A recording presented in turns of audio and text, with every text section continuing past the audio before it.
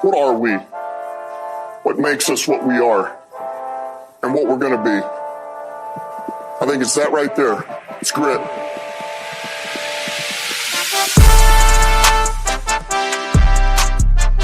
It's grit. How we doing, Lions fans? How we feeling? It's good to be back Wednesday, right before game day. We got a special podcast for everybody today. We got a special guest, Plax, with a connection this week. Plax, why don't you let us know who we got in the pod? Yeah, we got a special guest. We gave him gave you guys a little preview on the one on Monday. Got someone that actually knows what he's talking about instead of a bunch of guys who sit out on the couch for a living. But we got a 2010 first team All-State Michigan running back. He had 1,941 yards, 8.6 on the average carries. He went for 355 against Andover High School. Then he took his talents up to Mount Pleasant to Central Michigan as a running back. Had a modest 726 total yards, 3 touchdowns. Capped his career off with a monumental touchdown catch in the Bahamas Bowl to catch a huge comeback against Western Kentucky. They went for 2 to win the game. Didn't work out. Sorry to remind you, bro. That's all He's good. also been in both of my weddings. It's Anthony Garland. Let's go. Welcome to the podcast, bro. No, bro. Appreciate the intro. Appreciate y'all boys having me on, man. I love the pod, man. Like, I remember I was catching up last week. I just watched every episode like back to back to back, or listened to every episode back to back when I was at work, man. And I was like, man, they just get better and better every week. So yeah, y'all boys doing your thing, man. No, We need to have you on the pod more often, dude. Look at all these compliments, man, making us feel good. Yeah. Yeah, we appreciate all your speak pipe questions every week. I know you're down there in Daytona, Florida now. How you feeling down there? Good, man. Like, I love Florida, man. And it's funny, man. I was just like talking with one of my buddies. He like is an Ohio fan. I was like, as soon as the Detroit sports like start coming back, as soon as the city start turning back up, I'm in Florida. I got to watch everything on TV. The Pistons playing ball. The Tigers went on like a run with the Cy Young winner. Hockey Town might be coming back. And, of course, man, our All Gritt Detroit Lions, man. It's just what a time, man. We living in the good old days. I think Adrian said that on a couple pods ago. We living in the good Took a old long days. time to get here, but we're here finally. We're here. Okay, cool. We had a couple questions for you. Wanted to get your perspective as a former running back.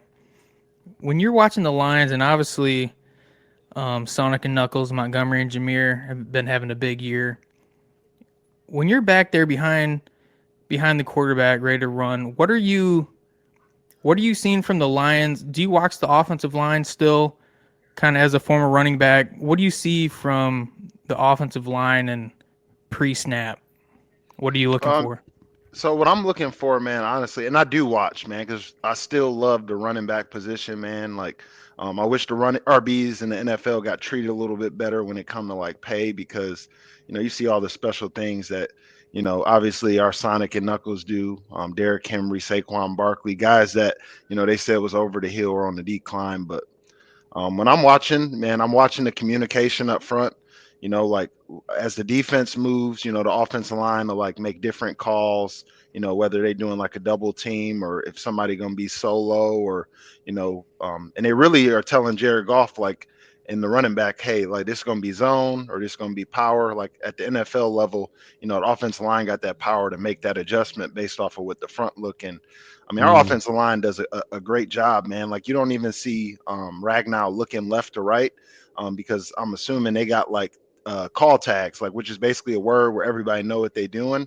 And I mean, that's just like that's what you want to see. That's a good offensive line when the guys don't even got to look left to right, but just can talk to each other and still focus on what the what that box is doing on defense. So we do a really good. Frank Ragnow is the best to do it, man. Like he's the quarterback on that line, and pre-snap he always is giving direction, and obviously with our running game how it's been, it's working, man. Future Hall of Famer Frank Ragnow, man. Mm-hmm. Yeah, he's a beast. Who'd have thought he'd be that good? But he's definitely panned out big time. Arkansas boy. Yeah. Razorbacks. One of the few good picks that I appreciate Bob Quinn for was that Frank Ragnow draft pick. But man, AG, man, dropping the knowledge. I feel like I'm learning here. I'm going to school, dude. I love it.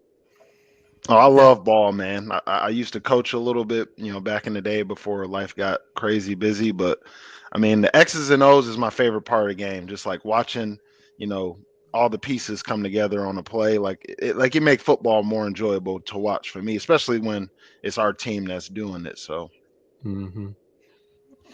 What would you say? With Montgomery and Jameer, what do you think is their best traits? How are they so successful right now?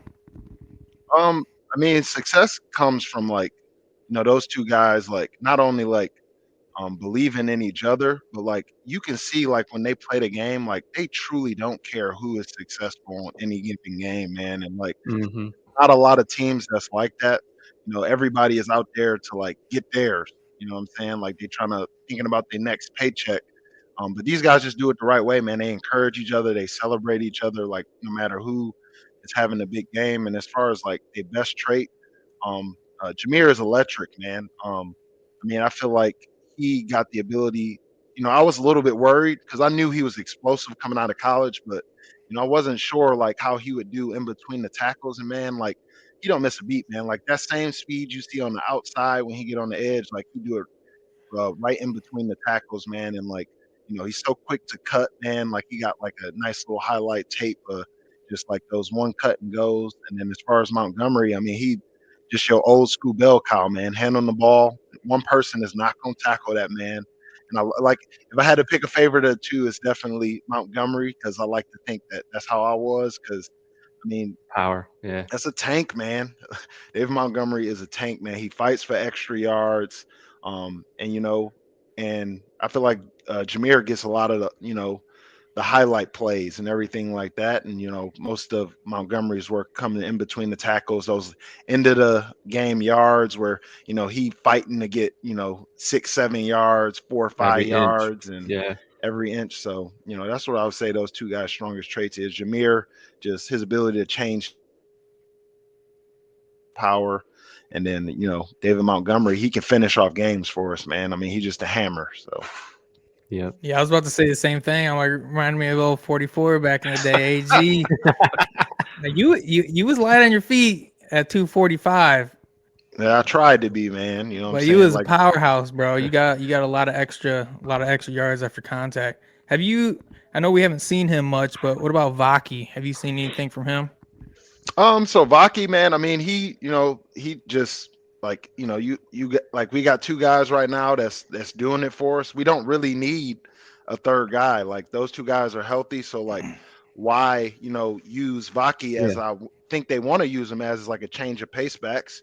Because I think Jameer Gibbs, at first they thought that was going to be him, and they're like, no, this guy could carry a whole load, man. He can go in between the tackles, pass protection. We can throw him out there on screen plays, pass plays. And I think Vaki is really going to be that change of pace guy, that you see in on third downs, and you kind of want to do the toss sweeps or you throw him a screen play. But honestly, I mean, he's doing a great job on special teams. He made a big tackle a couple weeks ago on the punt return, man. And that's what you like to see, man. The dude, he made the team, you on the 53-man roster. So, you're going to do whatever, the team needs you to do. And right now, that's not to play running back, but I think that, we will see more of him in the future. But right now, this is just his rookie campaign.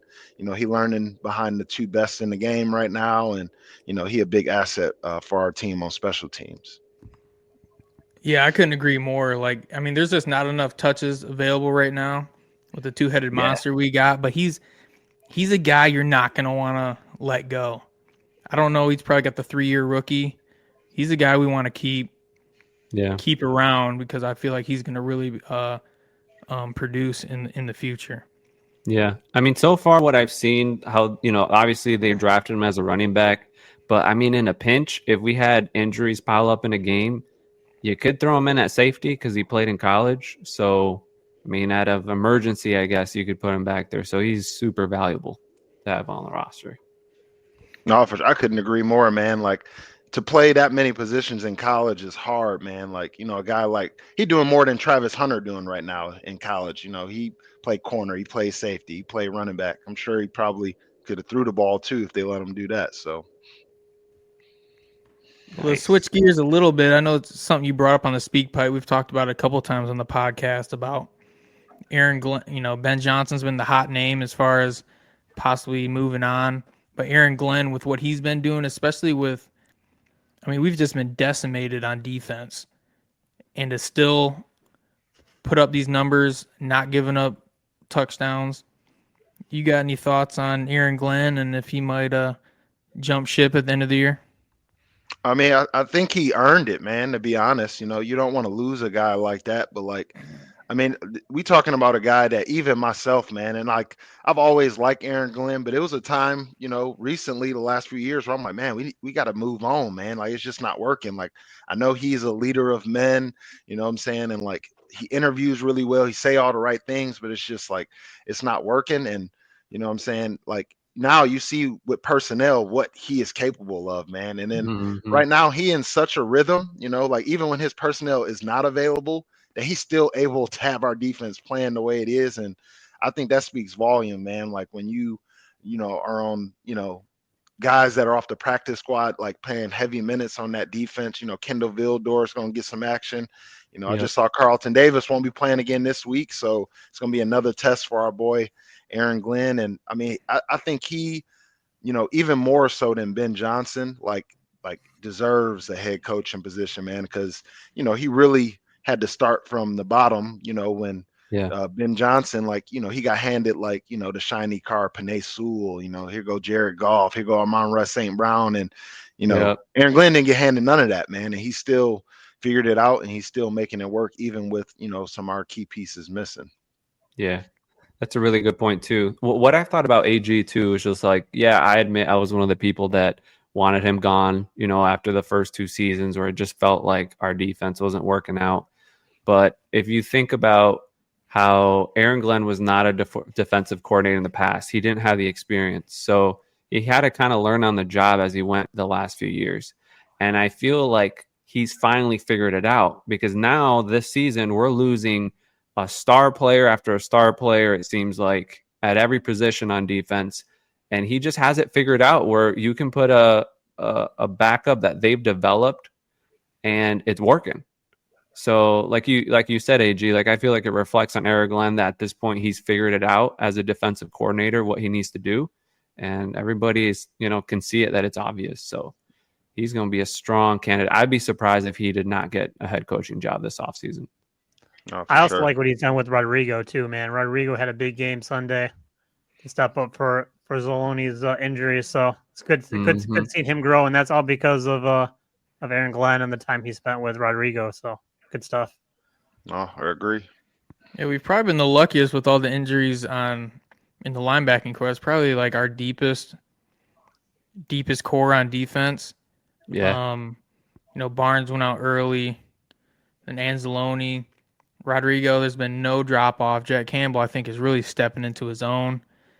And Neiman gets in there and makes plays.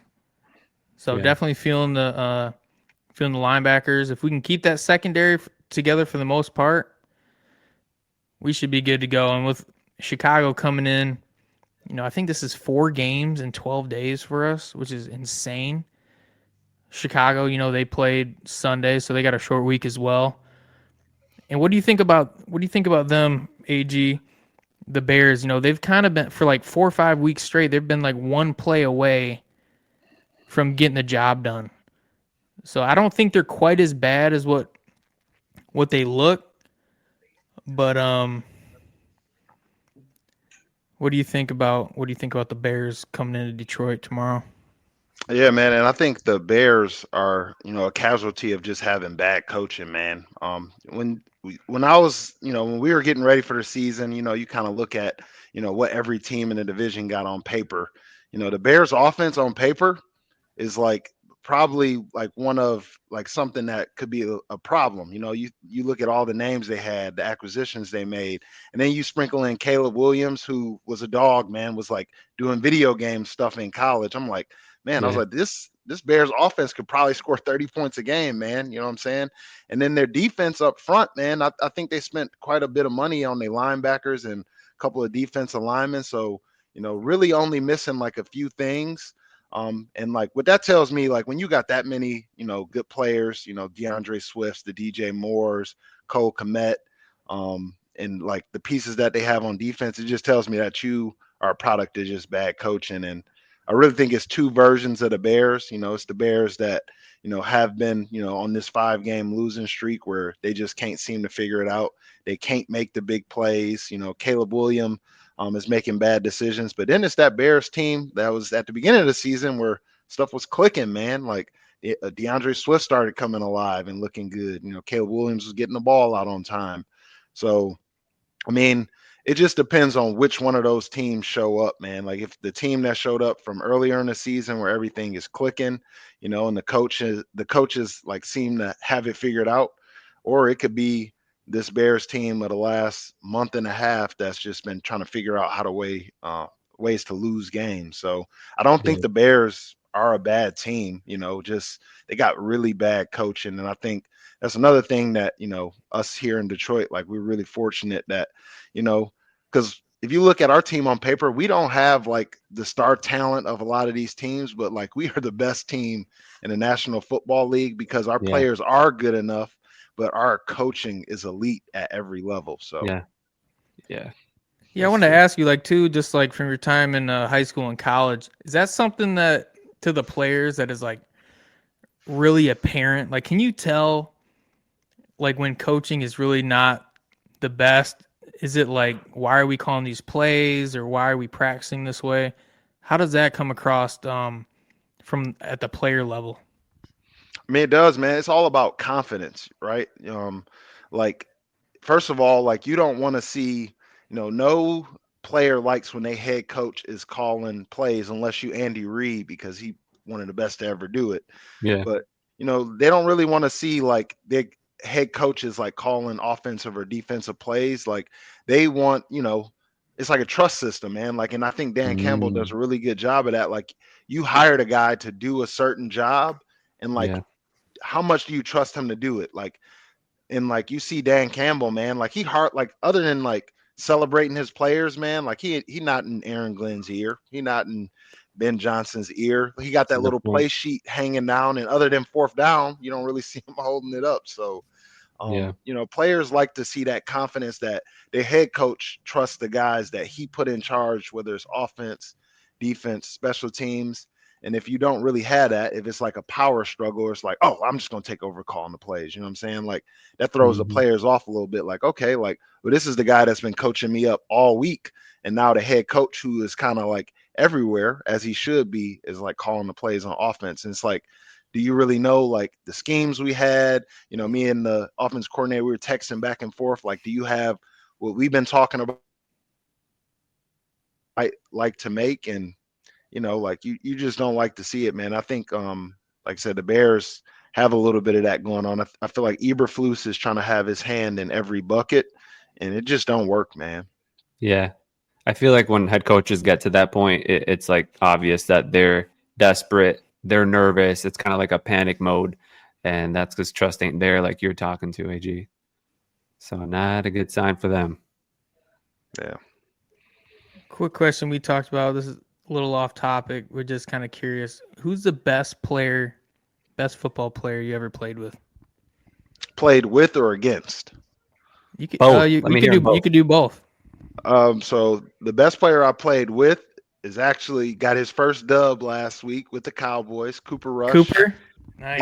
You played with Cooper? No way. Yeah, he was my starting quarterback for 2 years, and just special, man. Like, no, like not a great athlete, but like super smart, love the game. You know what I'm saying? And like was all about the X's and O's, but definitely and then like, I mean, you see it now, man. This is like 10 years later since I played. He's still in the league, like when his number is called, he wins game for the Cowboys. They should just let him take over, you know what I'm saying? But so Cooper Rush, the best player I played with.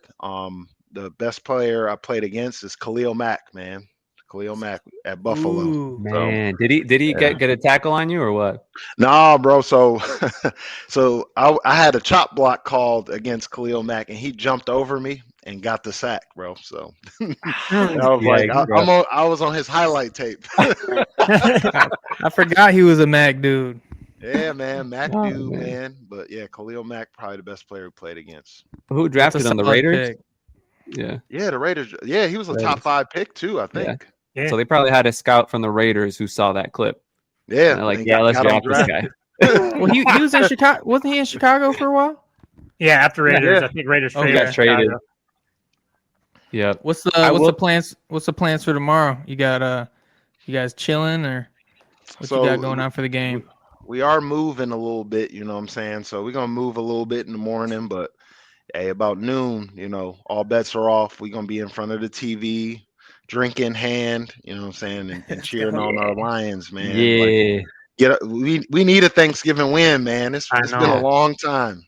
It's been 7 years. Yeah, dude, it's been forever. Man. Well, the last question we had for you was just the overall outlook of the rest of the year. We got a pretty stout schedule coming the rest of the year. And it's so crazy to be sitting here 10-1, to be just sitting here comfy for like the last 9 weeks. But we're only a game ahead of Minnesota, a game ahead of 2 games ahead of Green Bay. And Philly. Right. So it's weird to be sitting at 10-1, and every week is still kind of like a must-win week. We got Buffalo coming to town. What do you think we got the rest of the year? I mean, I loved Adrian's hot take a couple weeks ago, man. Like I would love for the Lions to finish just like winning out. I mean, it's hard to do in the NFL, man. The injuries start piling up, and then you got to give guys a break at the end of the season if you do book it to the offs. So, I mean, I could see them dropping the game to a Buffalo team that is a legit Super Bowl contender. But outside of that, I mean, Green Bay and Minnesota are going to be tough. I think we got 3 really big test games coming up: Buffalo, Minnesota, Green Bay. Even though we took care of business twice, I mean, as you guys know, in football, it's hard to beat a team twice. And we talking about if the Lions, do go to the bowl, they might have to potentially beat a Vikings or a Packers team 3 times. So, so I think that I mean, this is what we, this is what we play for, though. You know what I'm saying, man? The big games, like to be on national TV, to like deal with the adversity of injury. So I think that the Lions will finish strong. Right now, I'm thinking like 13-4, 14-3 ish. But if we went out, I'll be happy with that too. But I wouldn't be surprised if they dropped a couple, here in this last leg of the season, though. Yeah, I'm actually a little nervous for tomorrow. Like you just never know with Thanksgiving, a man. Division rival. Not just Thanksgiving, but like too with the Bears just switching their offensive coordinator. Like there's not enough film on what they're doing to understand that dude's head and thinking of how he calls plays. So I'm just like I'm kind of skeptical going in this game with the injuries that could be a shootout. we've already got. Yeah, so we'll see. It might be a tough one. But awesome. We do got a speak pipe real quick from Caleb. He couldn't make it tonight, but here's Caleb. What's up, All Gritt Podcast? This is Caleb, the humble host. Hey, fellas, sorry I can't make it in today. I have plans this evening, but welcome AG to the pod. Looks like we're switching seats out this shooting. So you go ahead and host it up, bro, and I'll call in and leave the question. So listen, with the Bears game tomorrow, the more I think about it, the more I think the closer the game is actually going to be. I don't think Carlton Davis is going to be healthy. Now, he could miraculously play tomorrow and it would ease my fears, but with Carlton Davis out, with Terrion still not being 100%, I think they might put Robertson out, and then they might even bring in somebody off of the practice squad or switch around definitely what they got going on for that other corner. But I guess what I'm trying to say, boys, is I think it could be a closer game. I'm leaning more now towards less than a touchdown victory. So I'm thinking maybe even closer to 3. I think the Bears are going to get their yards, and I think our corners are going to get a little bit taken advantage of. So we're still going to be able to stop the run. We're still going to be able to get our points with our offense, but I think the Bears are going to get their points too. So that's what I got to say, boys. Go Lions, one pride, and AG, take it away, baby. Bro, we are on the same page. I hadn't even heard his speak bite yet, so it was perfect. That is perfect, man. But it sums it up, man. Like I said, the Bears got pieces on offense, man. Keenan Allen, DJ Moore, Roma Dunze, Cole Kmet, DeAndre Swift been looking good, man. So it's like it could very well be a shootout. Yeah, for sure. If I had to take the pick, though, I would rather take my chances with the Bears throwing the ball all over the field. Just, we still got Kirby and Branch and everybody back there. And like you said, Swift, he's been so up and down. Like, he's had some games where he's done absolutely nothing, and then he's broken out. He's going to be super motivated to come back to Detroit. Yeah, he's going to want to break out tomorrow.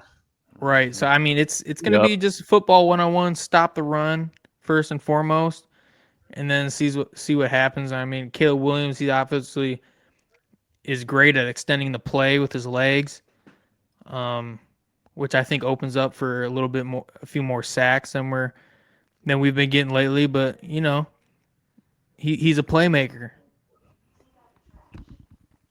Definitely is, man. It might be one of those seeking revenge games for Swift. Do you have the hot takes in front of you, Adrian? Do we know I don't. Caleb didn't send the hot takes in, but we did want to get AG's hot takes. We I got put our hot takes in on Monday. AG, what's your hot take for tomorrow? So my hot take for tomorrow, a little bit. So we've been on this crazy streak of 24 games where we've been scoring a rushing touchdown pretty much every game. So my bold take is that we don't score a rushing touchdown tomorrow, and we win the game off of the arm of Jared. Okay, I can get with that. Okay, so I think the streak will end eventually. It's Thanksgiving. Weird things happen on Thanksgiving to the Lions, and I think that streak ends, but the Lions still come out on top. And Jared Goff, pulls us to that victory. That's a great hot take, bro. We'll write that one down. I love it. All right, so I got 2 last questions for you, AG. It'll be real quick. I cannot let you leave without asking this because you're the perfect person to ask. Plax and Clay know what I'm going to ask. The first question, AG, is how much does a running backs coach play into the performance of that running back room? Oh, it's everything, man. It's everything. Scotty Montgomery is that guy, man. I want to play for that guy. The running back coach is so important, man. And until you in a meeting room and you getting coached one-on-one and the passion that these guys have for the game, a lot of them used to play the same position, but then a lot of guys just then coached, some of the best. So, when you have a good running backs coach, man, you really trying to learn and listen to what they say, when they breaking down film. But that relationship is everything, man. A good running backs coach, and he is our assistant assistant head coach, and that's for a reason, man. Leadership comes from that room, man, from the players and from that position coach. So it's very important. You're singing to the choir, bro. The reason I asked that is we got a group chat between the Pod Boys, and me and Caleb have been going back and forth debating who is the better running backs coach. He's on the Deuce Staley side. I'm on the Scotty Montgomery side. If you had to pick, AG, who do you think is the better running backs coach? It's not saying one stinks or less than the other. If you had to pick, who you playing? Who you running for? I'm rolling with Scotty Montgomery, man. Let's go. I like hear that, Caleb?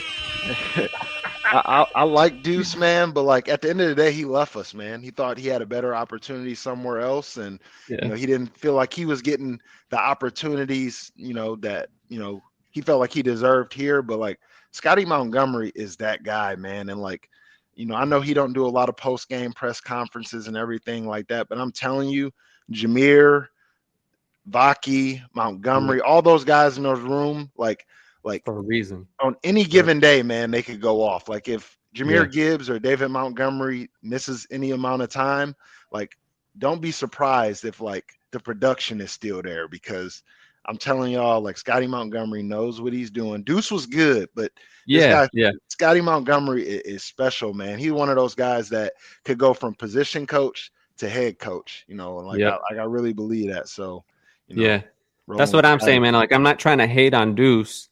And Caleb's all like, Deuce was such a good running back, all this stuff. But I'm like, dude, Scotty is such a good teacher. He is such a good motivator and coach. Like on the sideline, he's always with that, Windows pad, like showing the guys the play and pointing stuff out. And you can tell behind closed doors that these guys love him as a coach. And so, if I had to pick, I obviously would want Scotty Montgomery too. I think he's got a good track history with Jonathan Taylor back with the Colts. Had a huge year in 21. Then he comes here and we're like best in the league. I don't think it's a coincidence. So glad we got your take, AG. Hope you're hearing this, Caleb. It's all right, Caleb, man. Deuce was a good running back. Hey, before the pod go, I gotta get my take in real quick. Oh, go. Okay, we didn't get you. Yeah. So it's more like a volcano pick instead of a hot take, but and I'm challenging him too. I say Vildor with an interception. Whoa! Okay. Oh my! I hope you're right. Hey, I'm with that one. Bro, I'm with it. Up, man. I'm with it, man. I love it. Hey, thanks for joining, bro. We really appreciate it. Thanks, bro. Oh, man, we need to have you on the pod more often. You're like the Aaron Rodgers to Pat McAfee. We need to have you more often as a feature on the album, bro.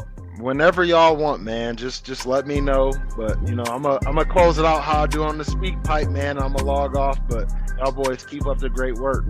Appreciate you, bro. All right, thanks AG. Thanks for listening this week. Hope you guys appreciated some words from a wise expert. We'll have him more often on the pod. Let's go Lions. Get that win tomorrow. Peace. Baby.